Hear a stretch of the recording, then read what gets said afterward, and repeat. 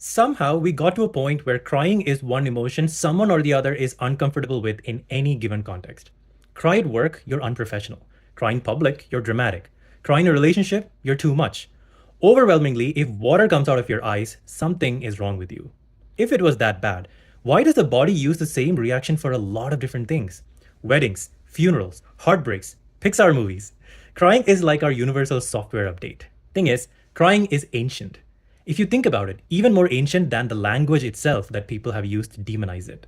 An evolutionary feature that probably worked for survival as signaling distress, fostering bonding, even anger expression. Crying probably kept our ancestors alive.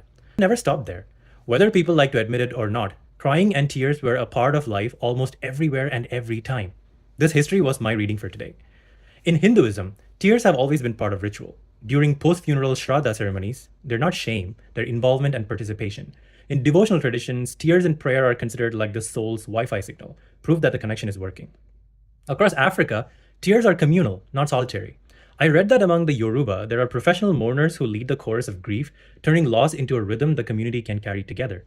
Tears are welcomed in Ghanaian funerals too. In the Middle East, Islamic janazah prayers mourn the dead in a somber environment.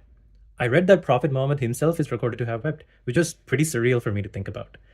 Crying in that context is a mirror of compassion, proof that the heart is still soft. Ancient Egypt took it up a notch, with tears being an active mythological component. When Isis cried over Osiris, her tears became the Nile. When Ra cried, his tears created humankind. In that mythology, crying didn't end things, it made life happen. Imagine crying so hard you accidentally invented a civilization. The Greeks romanticized it. Catharsis, emotional detox before we had licensed therapists to help us through it. Then came the Stoics. Ancient Rome basically went, what if we just didn't? Emotion became a PR problem. Power meant restraint and tears became weakness.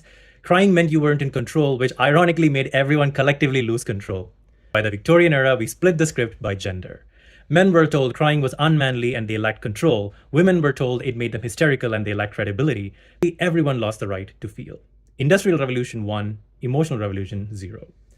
Fast forward, and we've been playing emotional hide and seek ever since. You cry in a meeting? Oh, sorry, I'm just tired. You cry in a breakup?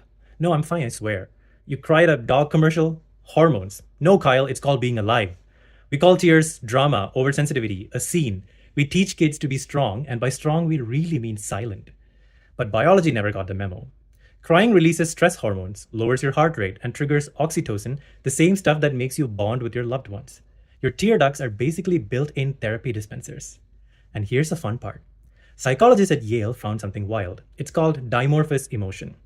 When your brain short-circuits from too much feeling and borrows the opposite emotion to regulate it.